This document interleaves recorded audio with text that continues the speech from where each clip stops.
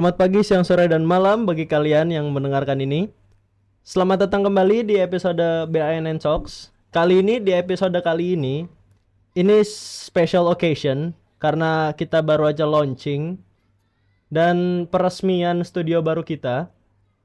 Dan kali ini gue pengen ngundang salah satu ketua BNN ya Pak ya? Mantan kepala BNN Jakarta Timur. Kita sambut Bapak Hendraji Putut Widakdo. Sama. Gimana kabarnya? Alhamdulillah, terima kasih. Saya tadi tuh kita nungguin Pak Hendrajit udah dari jam 11. Jam 11. Kok lama banget? Kirain nggak jadi nih. Soalnya kan ya kita tahu sendiri lah orang-orang BNN pasti kan sibuk banget ya. Waduh. Bapak majuin dikit. Ya. Oke, mantap. Nah, Pak. Yap. Gimana nih, Pak, tentang pemikiran Bapak nih, Pak, tentang studio ini, Pak?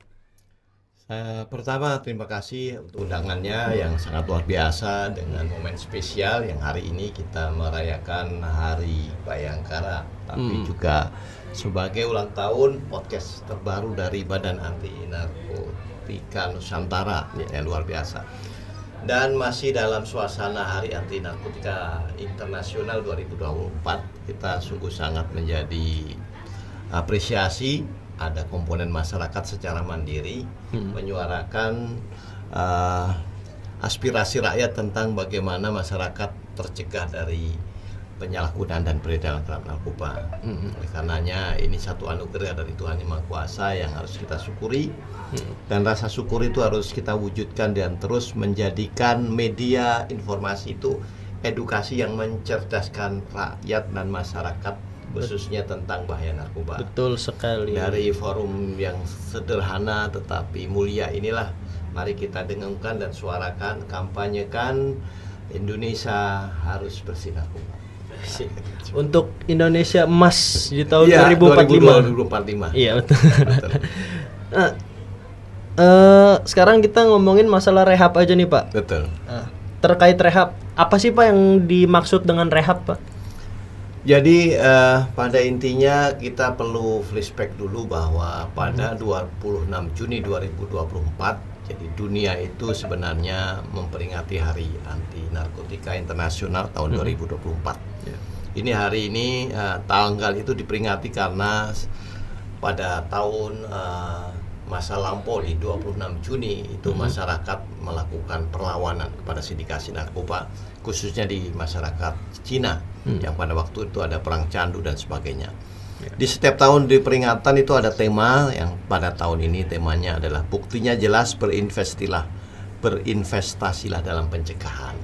Jadi narkoba itu didekati dalam 3 pendekatan besar di dunia ini. Yang pertama, mengurangi permintaan. Bagaimana narkoba itu tidak diminati, dijauhi, dan masyarakat berkurang dalam mencari bentuk narkoba. Oh, kayak supply on demand gitu ya, Pak ya? Iya, betul. Nah, demand ini dibagi dalam 3 hal strategi. Yang pertama mencegah, yaitu bagaimana orang yang tidak tahu jadi tahu, seperti edukasi ini. Jadi media ini membuat orang yang tidak tahu menjadi tahu. Yang kemudian yang sudah tahu itu bergerak secara mandiri, dirinya dan keluarganya mencegah dari narkoba. Jadi tidak hanya berhenti tahu, tapi juga sadar, peduli. Itulah yang disebut pemberdayaan masyarakat. Nah, tapi ada 2 sisi ini yang terlewat, yaitu orang yang sudah terkena. Nah, orang yang terkena itulah yang disebut rehabilitasi. Jadi demand reduction itu harus dilakukan melalui pencegahan, pemberdayaan masyarakat dan rehabilitasi. Satu dimensi lagi disebut supply reduction, pengurangi sediaan narkoba.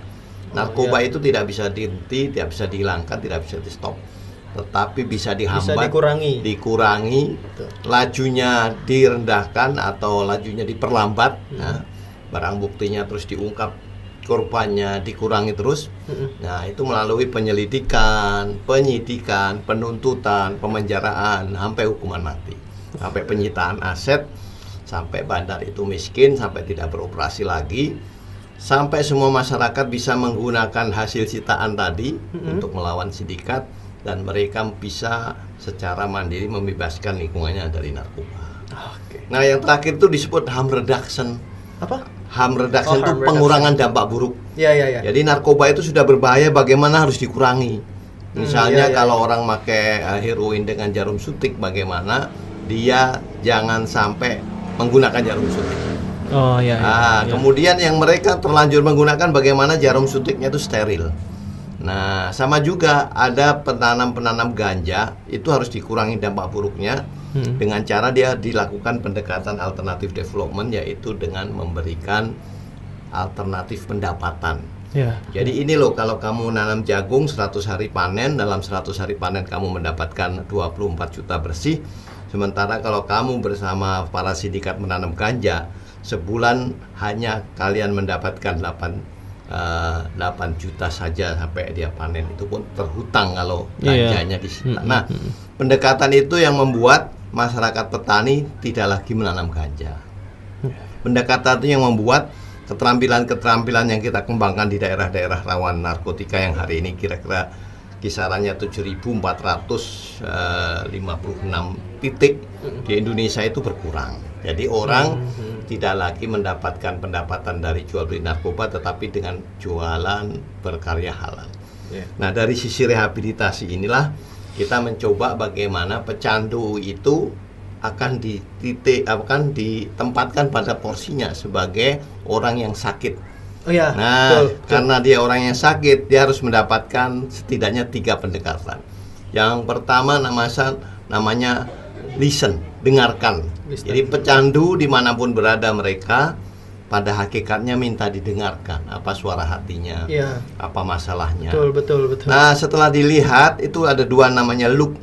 Ya, lihatlah kondisinya. Jadi pecandu-pecandu itu tidak hanya didengarin saja keluhannya, tapi perlu dilihat kondisinya. Terhina, terhimpit, kelaparan, kemudian tersakiti, kemudian tersingkirkan, terstigmatisasi. Itu harus dilihat, dan setelah didengar dan dilihat itu yang terakhir tuh link, hubungkan masalahnya dengan solusi. Mereka harus segera diberikan pendekatan oleh keluarganya, segera dibawa ke BNNK. Kenapa BNNK? Karena BNNK menjamin seluruh pecandu itu direhabilitasi dengan cara yang sangat manusiawi.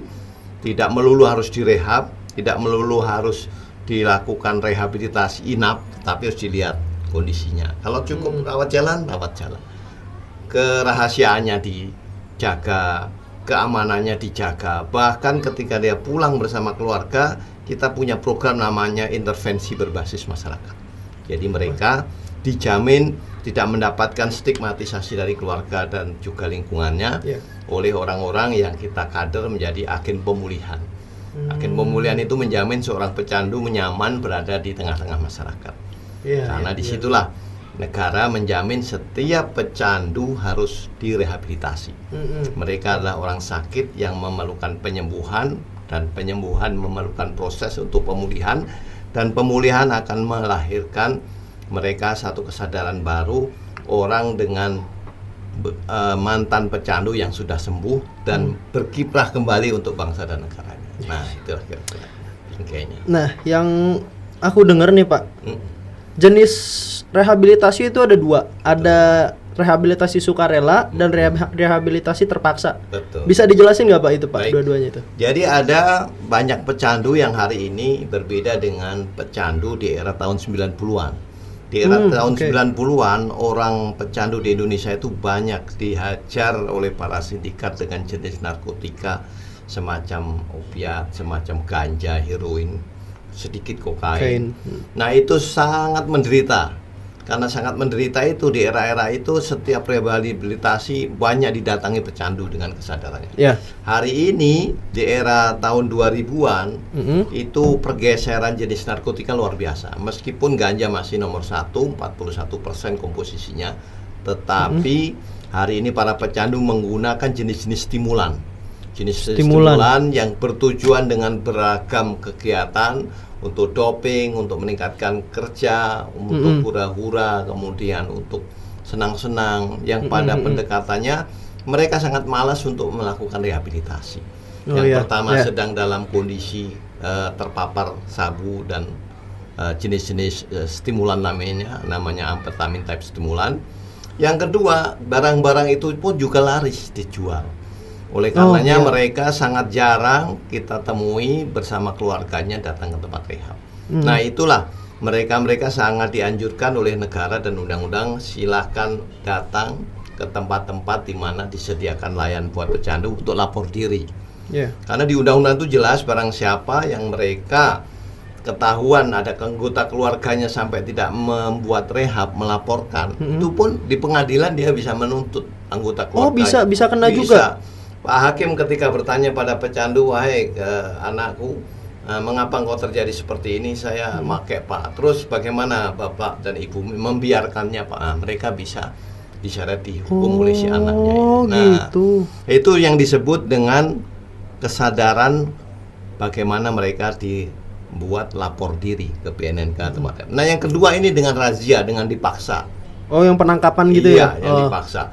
Setelah mereka melalui razia, setelah mereka dipaksa, makanya mereka dites urin dengan kondisi sangat positif, tes urin dengan kondisi jenis narkoba yang dikandungnya. Kemudian di assessment ditanyakan bagaimana kondisi pemakaiannya, jenis zatnya berapa kali, berapa lama, kondisi-kondisi bagaimana pemakaian jangka pendek, jangka menengah, kesakitannya, penderitaan di sehari, 2 hari, seminggu, 2 minggu dan sebagainya. Akhirnya negara memiliki satu pendekatan rehabilitasi, rawat jalan atau rawat inap. Kemudian dari keduanya inilah akhirnya rehabilitasi itu lebih banyak kita melakukan represif, pemaksaan. Sehingga mereka mau tidak mau, suka dan tidak suka harus direhabilitasi. Tapi itu untuk kebanyakan mungkin ini kan berarti lebih banyak orang yang rehab terpaksa daripada rehab sukarela ya Pak ya? Betul. Apa mungkin karena rehab sukarela ini mereka takut untuk datang gitu Pak, untuk ngelapor saya pemakai nih gitu? Betul, gimana caranya? Betul. Jadi mindset dari seluruh pecandu narkoba itu rata-rata kalau datang itu seperti diperlakukan seorang polisi, seorang tertangkap, ditanyai, diinterogasi. Ya itu yang bikin takut. Padahal tidak seperti itu. Hari ini pecandu, bahkan sejak beberapa 5 tahun lalu negara menyediakan anggaran buat 100.000 pecandu untuk direhab. Negara sudah membuat paradigma yang berbeda. Negara menerima mereka sebagai orang yang sakit yang harus direhab, dan negara memiliki satu pendekatan bagaimana pecandu ini harus dimanusiawikan, bagaimana pasal-pasal itu harus diluruskan sebagai pecandu dan sebagai pengedar. Kemudian di titik itu ada benang merah yang dikeluarkan oleh surat edaran Mahkamah Agung ya. Surat itu menyatakan bahwa setiap pecandu dengan kondisi tertentu dia bisa menggunakan narkotik dalam batas tertentu. Ganja 5 gram. Kalau kita seorang pecandu merokok ganja, kemudian ditangkap, maka ganja itu akan diteliti oleh laboratorium. Apa benar ganja atau rokok? Ternyata ganja. Kalau begitu ganjanya ditimbang. Ya. Kalau ganjanya 4 gram, maka dia orang yang dengan kecanduan. Dia harus direhabilitasi. Kalau di bawah itu? Iya, kalau di bawah 5 gram. Kalau di bawah 5 sampai 5 gram ya. Tapi kalau dia ngerokok, di kantongnya ada satu lagi, jadi 5 gram tambah 5 gram 10. Atau dia ngerokok, setengah dirokok dia udah habis 2,5 gram, masih ada 5 gram di kantongnya, jadi 7,5 gram.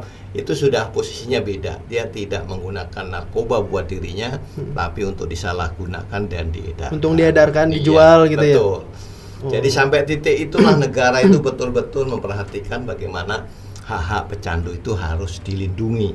Karena dia sebagai warga negara yang barangkali semasa hidupnya menggunakan narkoba itu terpaksa, dipaksa, coba-coba karena tidak tahunya. Nah, kita ingin dengan podcast ini seluruh pecandu sadar, datang ke bapak ibunya, meminta bapak ibunya mengantarkan dia ke tempat rehab, ke BNNK, ke IPWL, institusi penerima wajib lapor di puskesmas.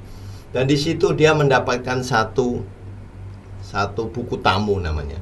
Buku tamu itu artinya orang yang merehabkan diri secara sukarela dan dicatat sebagai pasien narkoba. Nah, ketika dia datang dengan ramah akan diterima oleh pelayan-pelayanan rehabilitasi yang sudah profesional, yang tidak sembarangan, yang konseling, yang bukan polisi, yang cara menanyakannya sangat manusiawi seperti seorang dokter kepada pasien, bukan seorang penyidik kepada tersangka. Dan kemudian mereka dengan jujurnya menyampaikan apapun yang dia keluhkan, yang dia alami dalam sehari terakhir, 2 hari terakhir, seminggu terakhir, dan seterusnya. Kemudian apa yang diinformasikannya secara jujur itulah akan membuat dia mendapatkan rehabilitasi sesuai dengan porsinya. Nah, itulah namanya assessment. Dan itu oleh negara dipermudah. Siapapun yang ditangkap polisi dalam 1 kali 24 jam dia harus mendapatkan intervensi rehabilitasi. Jadi polisi itu kalau tidak bisa menemukan barang bukti, tidak bisa menimbang bahwa dia terbukti, tidak bisa membuktikan bahwa yang dibawanya itu benar-benar narkoba atau ganja lainnya atau sintetis. Kalaupun iya, dia harus membuktikan berapa gram dia harus dibawa. Kemudian di BAP. BAP itu tidak akan pernah bisa nyampe ke kejaksaan jika persyaratannya kurang sesuai surat edaran Mahkamah Agung. Oh iya. Tapi apa yang terjadi, banyak oknum-oknum yang menggunakan ini mengabaikan. Jadi pencerdasan masyarakat itu juga harus dilakukan mereka. Oh iya. Tapi apa yang dilakukan, dia disembunyikan informasi yang berharga ini. Apapun yang urusan dengan narkoba selalu ke pecandu dan kepada pengedar. Nah itu padahal sangat jelas batasannya. Siapa pecandu dan siapa pengedar. Pecandu pada haknya apa, pengedar pada haknya apa. Kemudian seorang polisi dan 1 kali 24 jam dia harus menyerahkan itu ke BNNK sebagai orang yang ditemukan dalam kondisi korban narkoba dan direhab.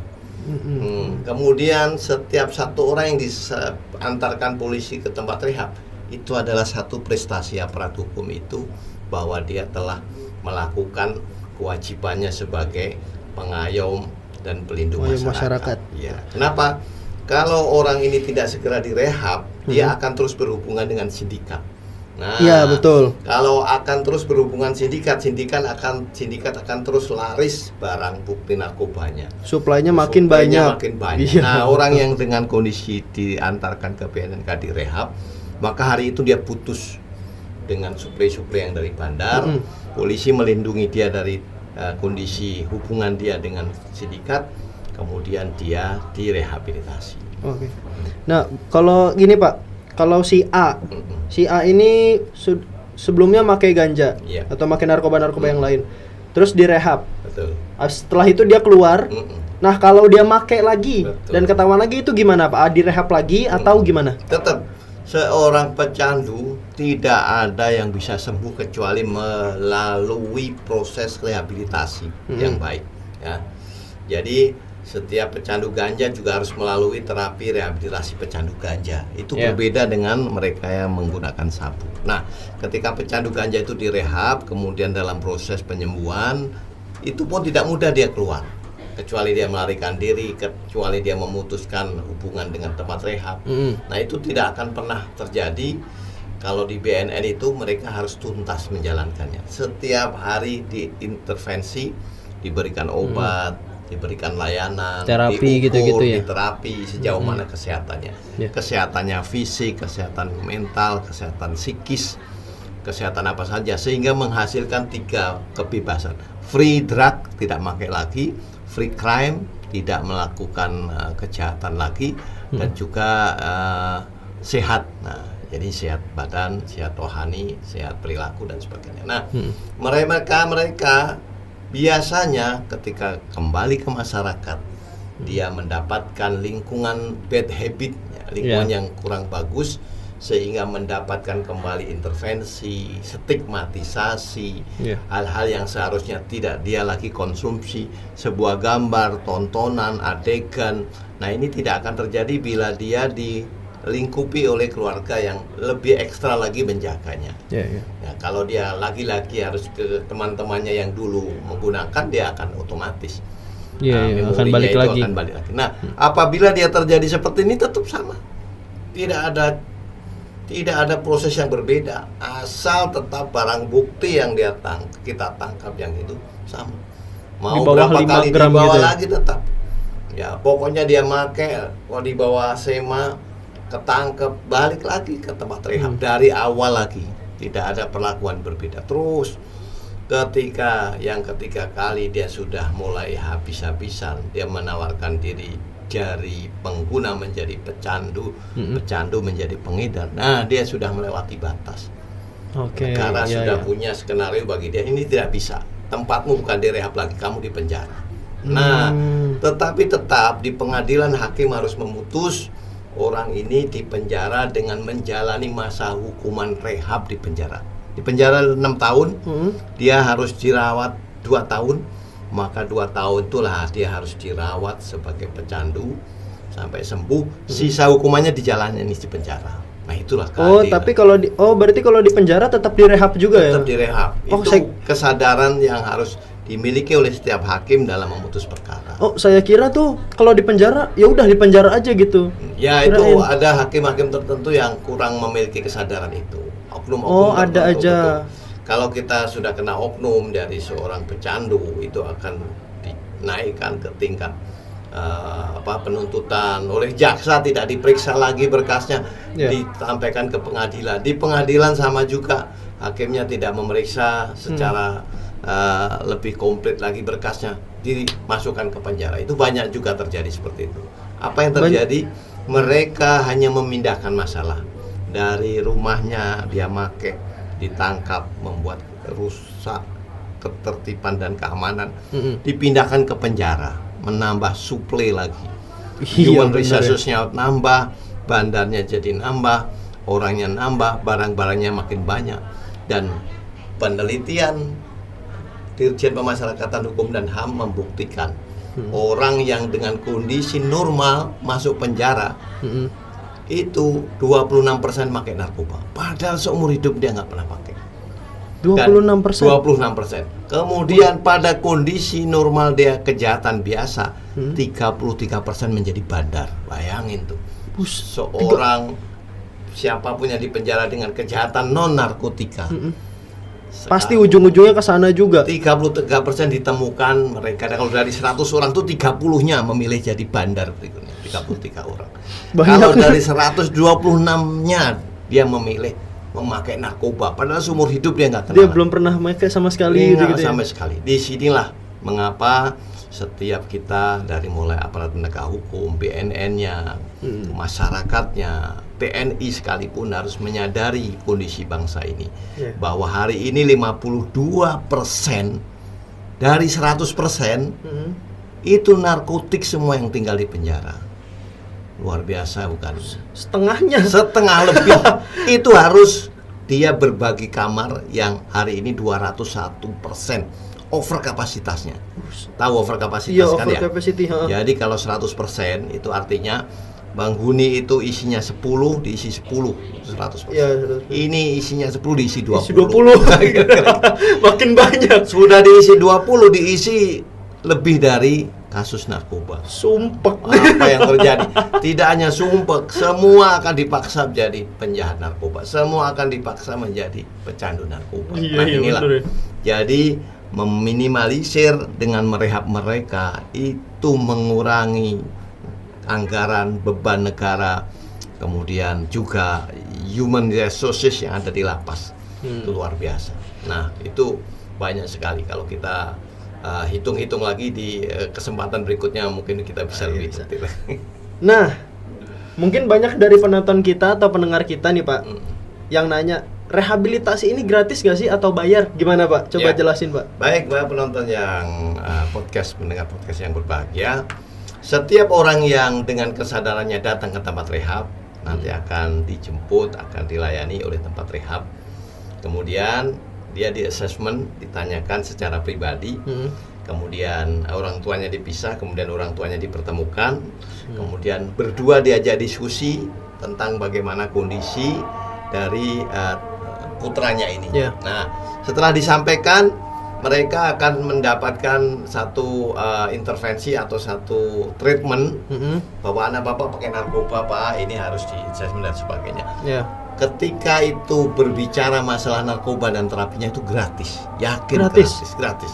Tapi ketika dia bicara soal penyakit ikutan dari narkoba, penyakit jantung, penyakit asma, penyakit lain. Pokoknya ada penyakit lain gitu. Itu ada biaya oleh mereka sendiri. Ada biaya tambahannya gitu ya. Sama juga dibawa kemanapun di tempat rehab tetap seperti itu.